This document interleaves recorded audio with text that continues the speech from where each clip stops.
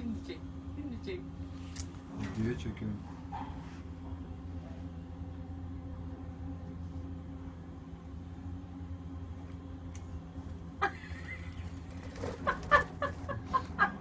Korktu. Ne oldu Mira? Ne oldu kızım? Ağzına sıçayım. Eşşoğlu eşeğim.